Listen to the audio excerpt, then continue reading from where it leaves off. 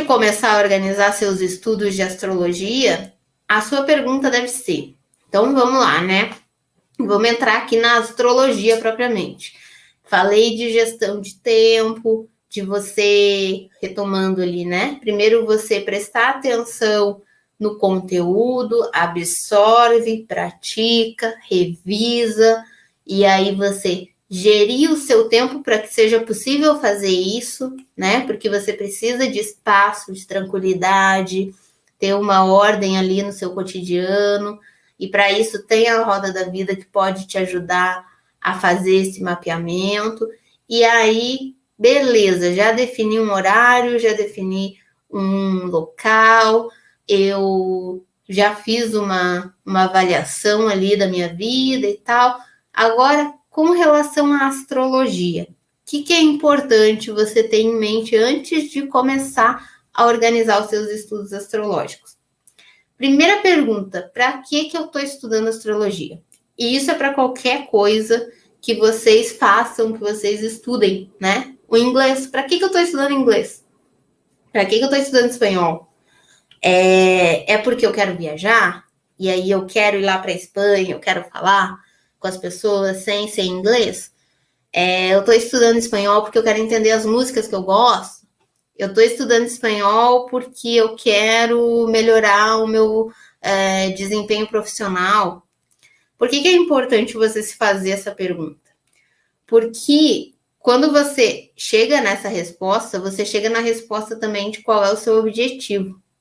Então, se eu estou estudando espanhol porque eu quero viajar, eu quero ir para a Espanha, conversar com as pessoas de uma forma mais tranquila, eu tenho que dar um foco ali nas expressões, eu tenho que dar um foco para onde que eu estou indo, né? Se eu estou querendo ir para a Espanha, eu posso até olhar alguma expressão da Argentina, mas eu vou focar nas expressões espanholas. Se eu estou estudando astrologia porque eu já trabalho com tarô, por exemplo, e eu quero conciliar essas duas coisas, quando eu estiver estudando aquele conteúdo, eu vou associar com o que eu tenho no tarô, com o que eu já sei. Eu vou combinar esses dois conhecimentos, eu vou fazer analogias, eu vou tentar fazer links, eu vou perguntar coisas sobre o que eu estou estudando para tentar ver se como que aquilo linka com o que eu estou aprendendo. Eu vou pensar em alternativas de como eu posso. A Jaque já faz isso, né? Lá nos oráculos da Jaque, de como que eu posso trazer esse conhecimento dentro do tarô. Então eu vou fazer ali o meu estudo já pensando no que eu estou querendo alcançar com aquilo. Se eu quero autoconhecimento, eu vou olhar para o meu mapa buscando aqueles conteúdos dentro de mim, refletindo, né? O que acontecia muito lá no primeiro módulo da jornada do astrólogo.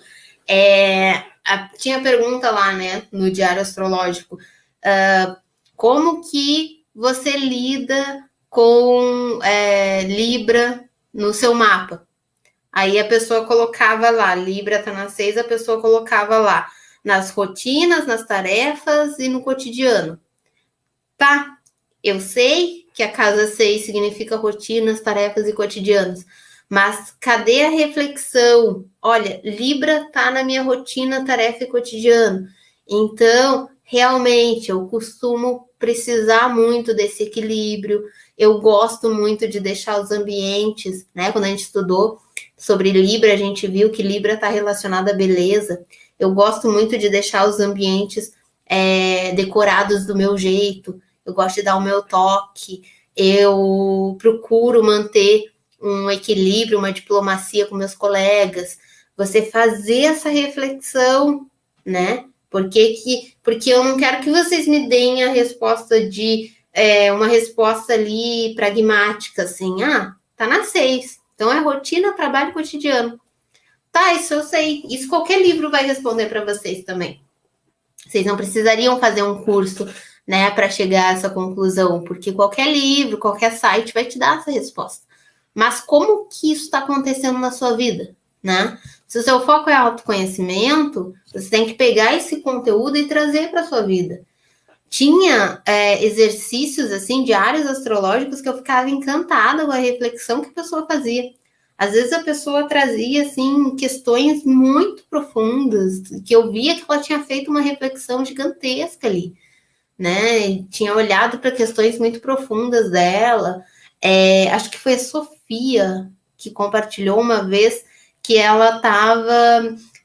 que ela tinha percebido coisas sobre... Agora eu não me lembro que parente dela que foi, que era capricorniano, que ela disse que ela estava percebendo por que a pessoa se comportava daquela forma, ela estava começando a entender e a não julgar tanto. Quer dizer, olha só o quanto uma aula acrescentou e expandiu aquela percepção dela sobre alguém.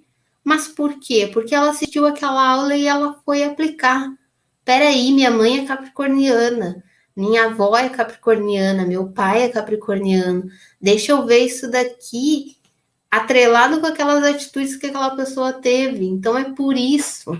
Então é por essa razão que essa pessoa precisa tanto de estabilidade, por exemplo. É por essa razão que essa pessoa me cobrou tanto, me falava tanto de responsabilidade. Você traz isso para uma aplicação, né? Não é só a gente achar a resposta exata ali, não é só a gente chegar à conclusão de eu tenho Capricórnio na 10, então eu tenho que ser responsável com o meu trabalho. Tá, mas como? De que forma? Em que momentos você sentiu isso? Em que momentos você percebe e você agindo dessa forma? Né? Então a gente precisa trazer essa análise, essa reflexão sobre as coisas. E aí você precisa ter em mente o porquê que você está estudando astrologia, né? Qual é o seu objetivo? E começar ciente de que a astrologia é um conhecimento milenar, muito amplo, com diversas áreas de estudo e que é humanamente impossível estudar tudo ao mesmo tempo. Você precisa fazer escolhas, você precisa definir prioridades e metas. Não dá para a gente estudar tudo, né? Eu sei que é fascinante, eu sei que se eu pudesse, eu estava aqui lendo o livro da astrologia psicológica, com o da kármica, com o da tradicional, um pouquinho de cada. Mas quando eu faço isso, eu não estou colocando foco em nenhuma dessas coisas. Então é muito mais válido você escolhe um desses livros para começar. Eu vou começar pela astrologia tradicional. Então começa pela astrologia tradicional. A jornada do astrólogo é um curso focado na astrologia moderna e na astrologia psicológica. Se você tem uma predisposição, uma vontade maior de começar entendendo a tradicional, fecha aqui o nosso curso e compra de algum astrólogo que foque na astrologia tradicional. Aí você pode pensar, mas meu Deus, Flávio, tá me mandando embora, tá dizendo para eu sair, não quer me vender. Não, não é isso, mas é que eu não posso só te vender, entende? Não adianta você só comprar o meu curso e isso não te ajudar, isso não ser bom para você. Então não é esse o nosso foco aqui. O nosso foco é que você entenda, é que você consiga fazer. Então eu preciso que você esteja aqui. E eu estou sempre indicando outros astrólogos. Nessa questão da astrologia tradicional, tem a Ana Rodrigues, que ela é excelente. Tem o Célio, acho que é Célio Barros o nome dele também, que se eu não me engano, ele está com curso também. E ele fala de astrologia tradicional.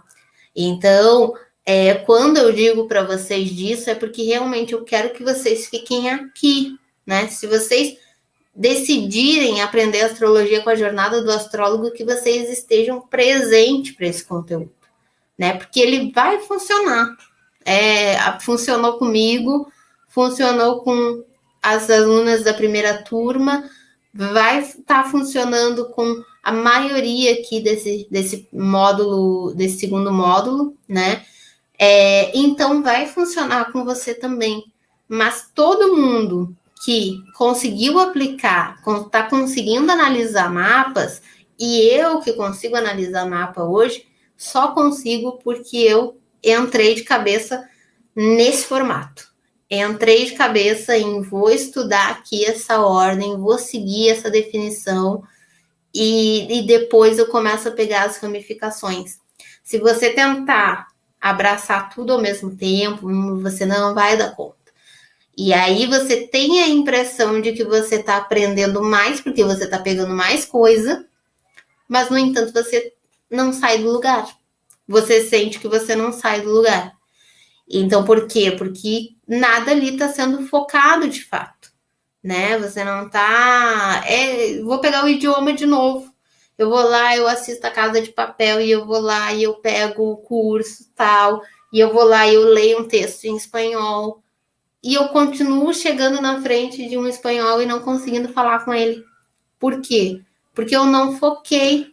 Se eu vou aprender espanhol assistindo a Casa de Papel, então eu vou pegar o episódio da Casa de Papel, eu vou escutar, eu vou anotar o que eles falaram ali, eu vou escutar a pronúncia de novo, eu vou tentar falar até eu assimilar, vou focar nisso de pegar ali aquele conteúdo, né? Se eu decidir que eu vou aprender astrologia tradicional, por mais que a kármica me tente, por mais que a moderna seja fascinante, por mais que a psicológica me desperte curiosidade, eu vou focar na tradicional, eu vou começar ali. Quando eu tiver bem firme no que a tradicional está me passando, eu vou começar a caminhar para as outras áreas. Então, não tenta abraçar o mundo. Vai uma coisa de cada vez. Aqui eu trouxe para vocês o roteiro do que é a jornada do astrólogo, para dar um norte para vocês aqui de como que a gente organiza os assuntos aqui dentro e como que vocês podem trazer isso para o estudo de vocês também. Tanto para astrologia como para qualquer outro conhecimento. Porque assim aqui eu vou mostrar a lista de assuntos, mas eu vou explicar o porquê que está listado dessa forma. O que acontece aqui no primeiro módulo? Ó, ele se chama Análise de Arquétipos. O que é arquétipos? Arquétipos é os signos propriamente, né? A simbologia que cada signo tem. Então, por que a gente começa por aqui? Porque aqui é como se fosse essa fundamentação das coisas. Eu estou estruturando o que depois eu vou ver aplicado com as casas, com os planetas, os aspectos. O que é aspecto? Aspecto não é um ângulo de um planeta com o outro. Esse planeta está numa casa. Então, para eu entender esse aspecto aqui, eu preciso entender que planetas que estão envolvidos, em que casa eles estão, em que signo eles estão. Então, eu preciso primeiro começar a entender esse signo. Eu preciso entender essa fundamentação. Antes disso, eu preciso começar fundamentando aqui também, ó, o que é astrologia afinal, a história da astrologia, da onde saiu isso, como que surgiu isso, né? Os principais tipos de mapas e áreas, porque aí tem mapa que vai me falar do nascimento da pessoa, das características dela, tem mapa que vai me falar do ano pessoal, tem mapa que vai me falar de relacionamento, tem diferentes formas, né? Coloquei ali uma aula de astrologia para mim, porque para você avaliar se vale a pena mesmo, você quer realmente isso, porque talvez você assista essa aula e veja que, nossa, mas eu só queria ter uma ideia por cima, não quero entrar tão fundo assim. Então, talvez é melhor você ir para uma outra área. Tem tarô, tem numerologia, tem outros tipos de astrologia também, tem astrologia chinesa, tem, enfim, outras formas, né? Você precisa primeiro fundamentar isso, entender o que é esse conhecimento, para você entrar sabendo do que se trata. Quando você entra, e aí vou dar o exemplo do idioma de novo, né? Eu quero aprender inglês, tá, mas como que é o inglês? O que eu preciso estudar no inglês? O que eu preciso...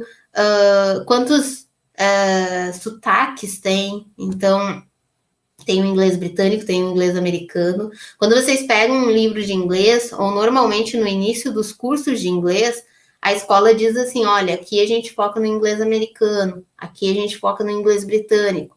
Por quê? Porque são diferentes. É o mesmo idioma, mas tem palavras, expressões, até formas gramaticais completamente diferentes, dependendo de um e dependendo de outro.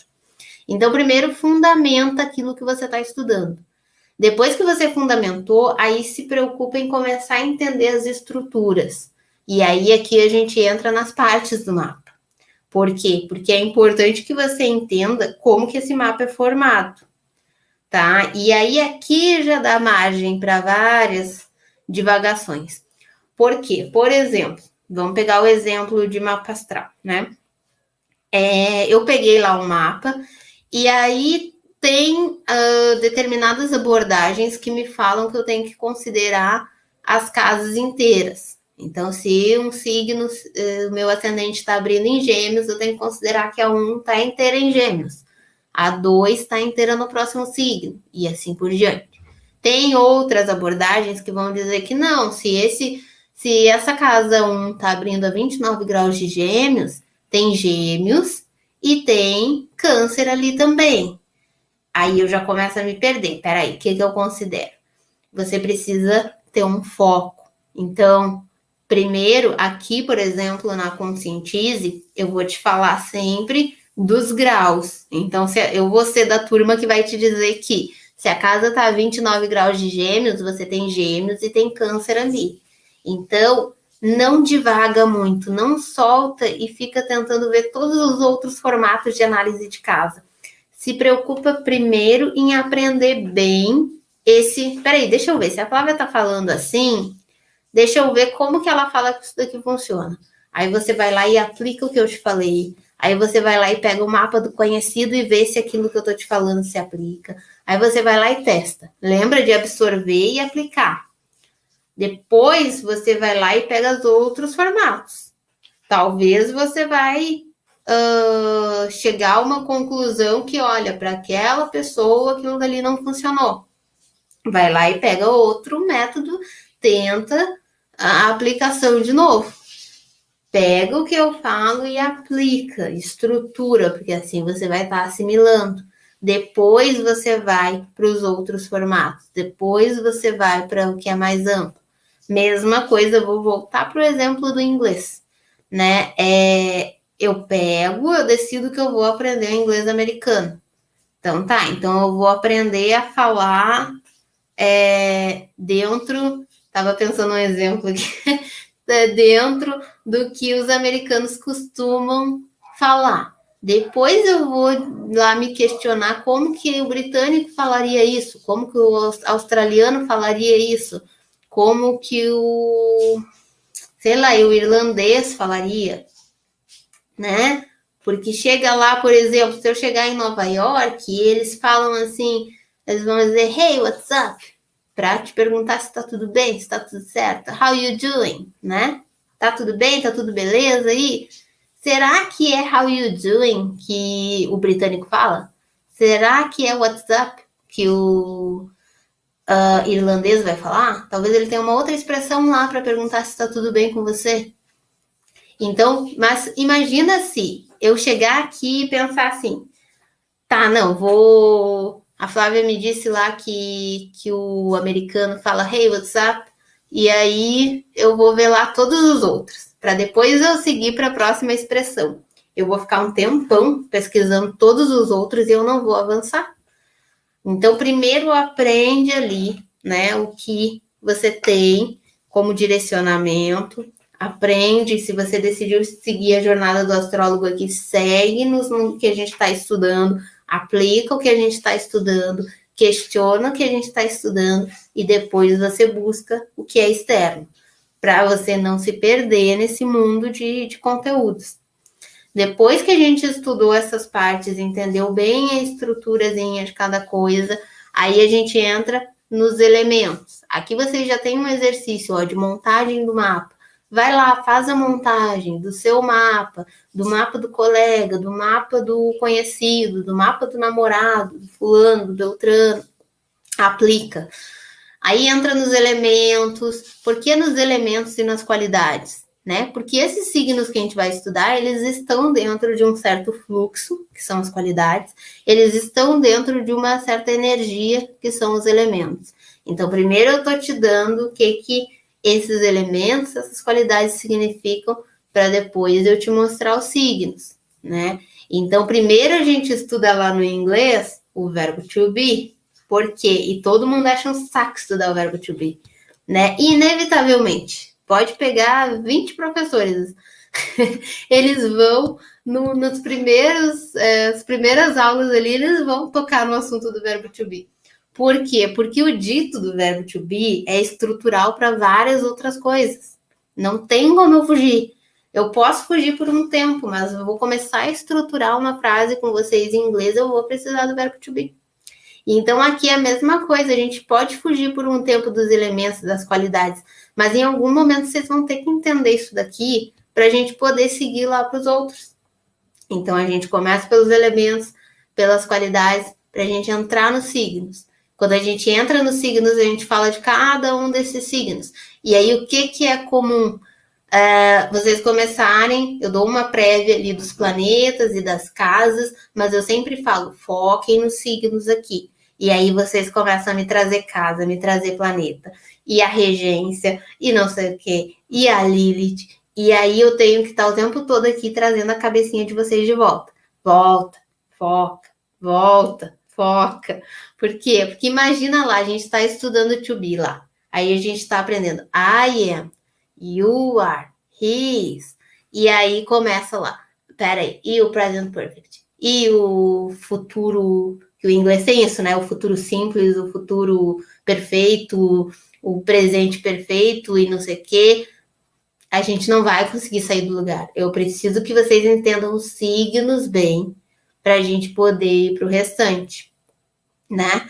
Então, quando vocês entendem os signos bem aqui, quando vocês chegam lá no segundo módulo, igual a Paulinha falou lá na live dela também, dá aquele insight de, agora eu entendi o porquê que esse planeta aqui significa isso.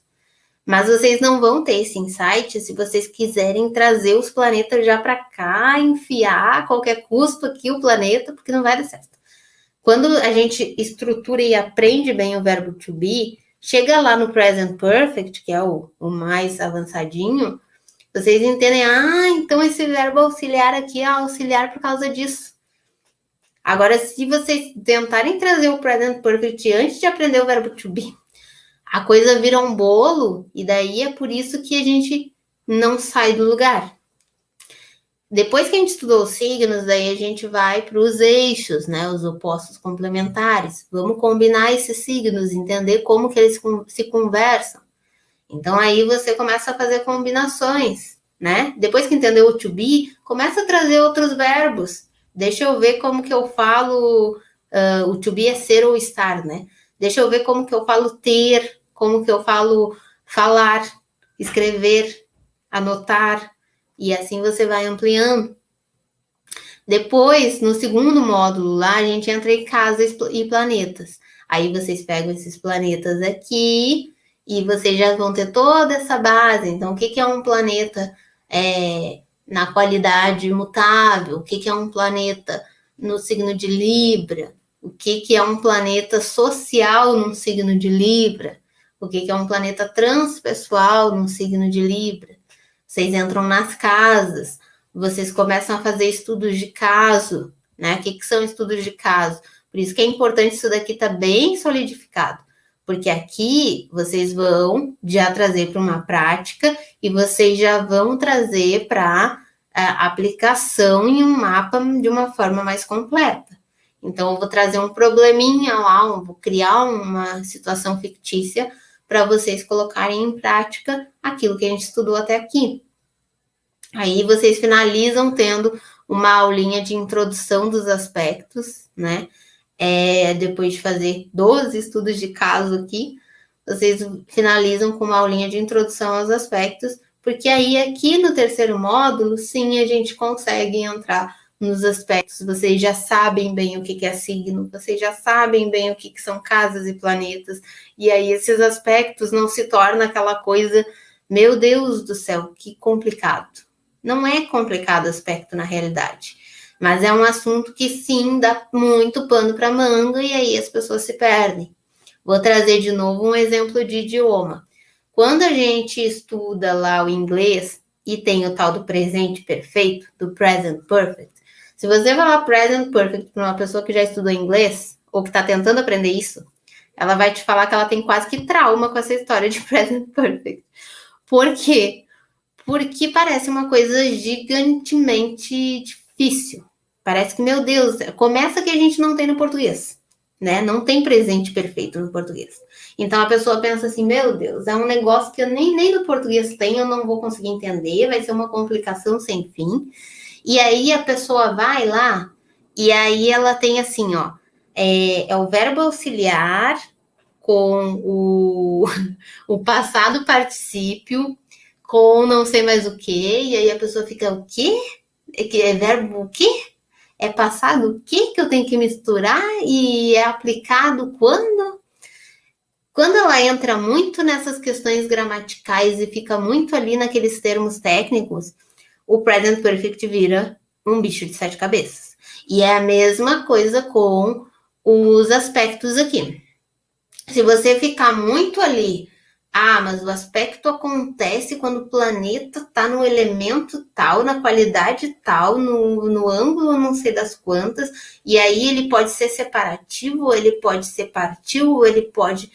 Se você ficar muito apegado às nomenclaturas, você não vai conseguir aplicar os aspectos, porque vai se tornar uma coisa complexa demais. E aí você fica só ali... tem estudante de inglês que, se vocês verem, a pessoa sabe definir perfeitamente as questões gramaticais.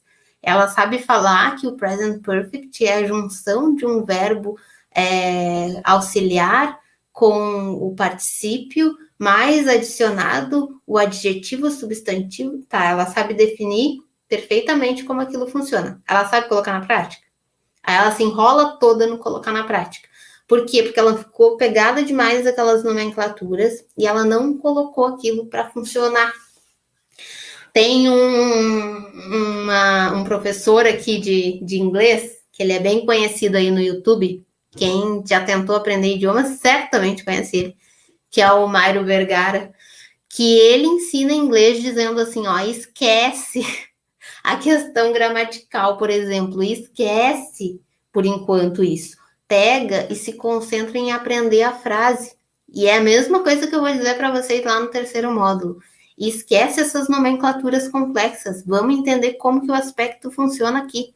O que ele traz, afinal, para essa pessoa, né? Mais importante de eu entender se ele é separativo, partiu, se está na qualidade mutável e na...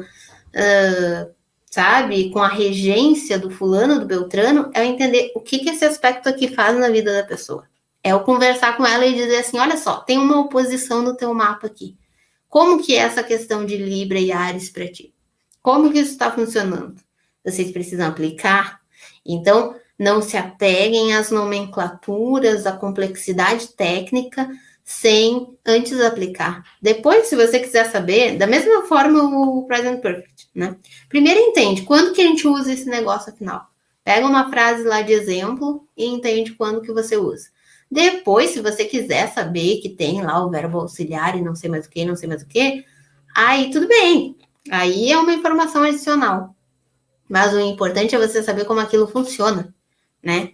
E aí, depois que a gente entende esses aspectos, a gente fala do Quiron, dos nodos lunares, da Lilith, a gente vai trazendo mais informação, que é aquele caminho que eu falei para vocês. Depois que vocês entendem bem a estrutura, aí vocês começam a dar essa divagada por outras coisas, né?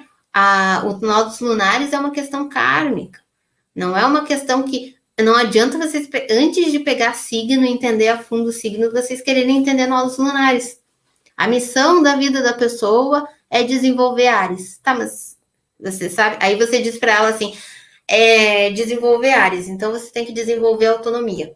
Por que Áries é autonomia? Você já estudou por que o Áries está lá no elemento fogo? Por que Áries é um signo cardinal? Por que Áries representa iniciativa? Né? Primeiro a gente precisa entender a fundo Áries, para depois a gente entender o que é uma missão ariana de uma pessoa que tem nó do norte em Áries. Lilith, mesma coisa, né? E aí a gente tem as nossas avaliações ali, a gente começa a falar sobre o que você precisa saber antes de analisar um mapa, a interpretação de um mapa propriamente, abordagem terapêutica, abordagem sistêmica, foi uma formação que eu fiz ano passado, tá bem fresquinha essa daqui, e quero trazer também, é uma coisa que eu ainda estou aplicando, então é uma coisa que eu estou testando, né? Eu também faço aqueles 3 passos ali. Sinastria, relacionamento, inteligência emocional.